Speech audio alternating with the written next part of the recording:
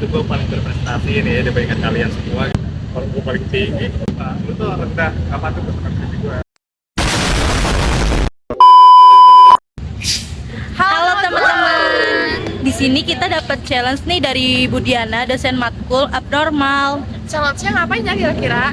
Jadi challenge-nya itu kita akan sosialisasi mengenai gangguan kepribadian narsistik. Itu kenapa ya? Kak? Kenapa? Cari tahu yuk. Kok lu ngerasa paling jago banget sih di kelas? Jadi kayak lu tuh ngerasa sombong gitu sama kakak kelas. Kok bisa sih? Ya lagi, terus sensitif lagi Sama kritikan, sedikit juga lagi. Ini ya, gue kasih tahu nih. Karena memang faktanya sendiri di kelas itu gue paling berprestasi nih ya dibandingkan kalian semua gitu. Ya wajar lah gue merasa hebat. Kalau gue paling tinggi, lulu semua gak mungkin bisa paham dengan kritik ke gue tuh. Lulu tuh gak mau, gak bisa. Itu gak segipa. Lu tuh rendah, apa tuh kesenangan kritik gue? Ya faktanya gitu gimana sih? Bombastic side eye, criminal offensive side eye. Kalian pernah gak sih nemuin ciri-ciri orang yang kayak tadi? Itu masuknya ciri-ciri narsistik tahu. Narsistik. Apa itu narsistik? Gimana kalau kita sama-sama belajar? Boleh juga, menarik tuh.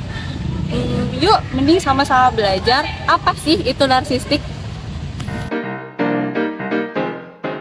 Di fakultas mana bang? Fakultas Teknologi Industri. Semester? Semester 1 kebetulan. Semester 1? Iya. Abang sendiri atau teman-teman yang lain pernah ngedengar nggak istilah narsistik gitu? Dari mana gitu kayak? Belum Belum pernah? Ada yang pernah ngedengar nggak? Narsis atau narsistik gitu kayak? Pernah belum? Aku nggak tahu juga. Waduh, pernah nggak tahu nih ya? Saya nggak tahu nih Kak. Oke deh. Gimana tuh? Jadi kami di sini dari kelas 3PA16 Iya. dari psikologi ingin sedikit sharing-sharing lah mengenai apa sih itu narsistik dari sudut pandang psikologi gitu ya. Ya. Oke. Jadi kita mulai dulu dari definisi umumnya. Ya. Kalau dalam konteks psikologi kita perlu mulai dulu dari gangguan kepribadian. Nah, gangguan kepribadian itu merupakan suatu perilaku atau pikiran yang bisa dibilang abnormal atau menyimpang dan sulit untuk dirubah gitu. Nah, sementara di gangguan kepribadian itu ada yang namanya narcissistic personality disorder atau disebutnya NPD. NPD. Iya. Nah, jadi narsistik ini definisi umumnya adalah perasaan berlebih, perasaan cinta berlebih terhadap diri sendiri. Jadi kalau sekarang mah bahasa gaulnya tuh people center katanya tuh. Apa Kak? Ya, people center Oh, gitu. People Center ya. Merasa berputar ke dia. iya, berasa mungkin yang narsistik yang dikenal sekarang oleh masyarakat gitu. Itu merupakan definisi kayak gitu. Jadi perasaan cinta berlebih terhadap diri sendiri gitu. Nah, kira-kira ciri-cirinya kayak gimana sih?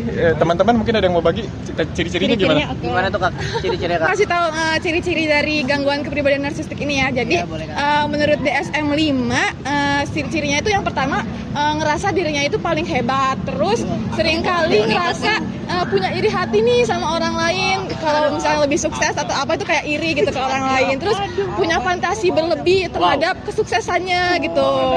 Terus juga pengen dikagumi secara berlebihan oleh orang lain. Kita ada memiliki empati terhadap orang lain, selalu ingin memperoleh keistimewaan.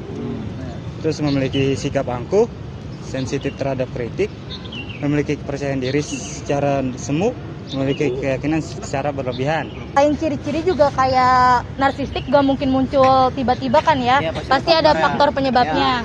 Nah, di sini ada yang mau jelasin faktor penyebabnya. Biasanya faktor pengaruhnya itu kegagalan pada masa kanak-kanak.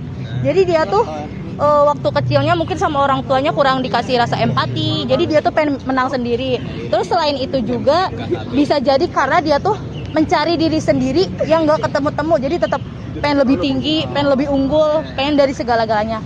Jadi aku mau jelasin faktor selanjutnya ya Kak. Jadi faktor selanjutnya itu biasanya pola hidup yang hedonisme kalau narsistik tuh. Terus dalam jangka yang pendek. Terus juga dia tuh biasanya punya kesuksesan individual sama tingkat kompetisi yang relatif tinggi kayak gitu. Faktornya itu kan setelah itu kan pasti kalau namanya gangguan pasti ada diagnosisnya kan. Nah ini yang selanjutnya aku mau jelasin soal diagnosis kepribadian. Jadi kepribadian narsistik itu tuh masuk ke dalam penyimpangan jenis gangguan kepribadian karena dia tuh termasuk dalam penyimpangan perilaku. Nah, untuk narsis sendiri ini masuk ke dalam jadi tuh sebelumnya gangguan kepribadian itu ada 3 klaster. Jadi ada klaster A, B sama C. Jadi klaster A itu ekstrentik, terus yang kedua itu dramatik, yang ketiga itu cemas kalau nggak salah tuh. Nah, kalau si narsistik itu masuk ke klaster yang kedua.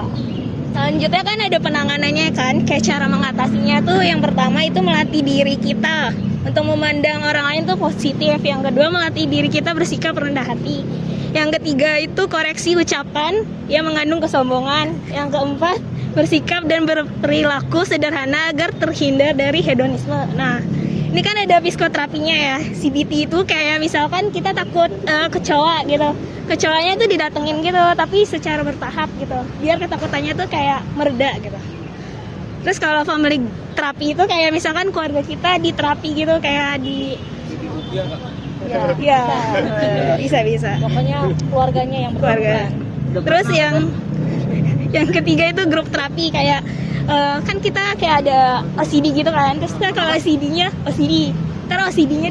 di terapi gitu secara gitu. Namun walaupun begitu juga kita perlu pahamin banget nih poin pentingnya bahwa kita nggak bisa asal juga ngejudge gitu. Kalau misalnya, oh ini temen gue nih kayaknya ada nih ciri-cirinya gitu kan, ada kayak narsistiknya kayak gitu segala macam gitu.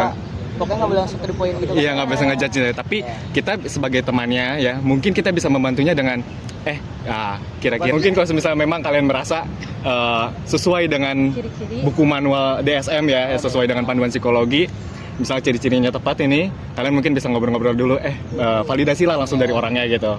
Nah, kalau misalnya kalian merasa terganggu, pasti keganggu sama orang narsis ya, agak nyebelin juga mungkin ya kalau misalnya punya teman kayak gitu. Nah, mungkin bisa kayak ngobrol-ngobrol, gue ngerasa nggak enak nih perilaku lo kayak gini-gini, bener nggak sih, bla bla bla bla. Kira-kira demi pertemanan kita, demi solidaritas gitu kan. Apalagi anak teknik nih, kayaknya solidaritas asik gitu kan. Solid, ya kan? Ngobrolin lah jadinya ya.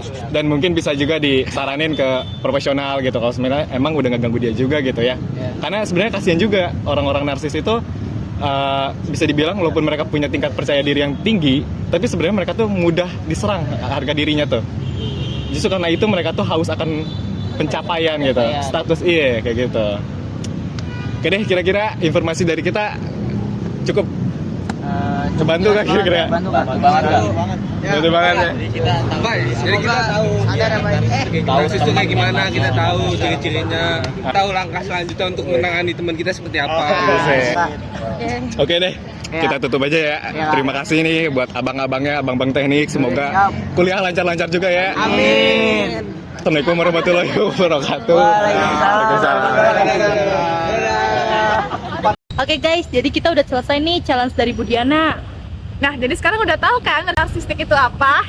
Ciri-cirinya kayak gimana? Faktor penyebabnya apa? Penanganannya juga gimana ya? Segitu aja dari kelompok kami. 3PA 16 kelompok 2. Dadah!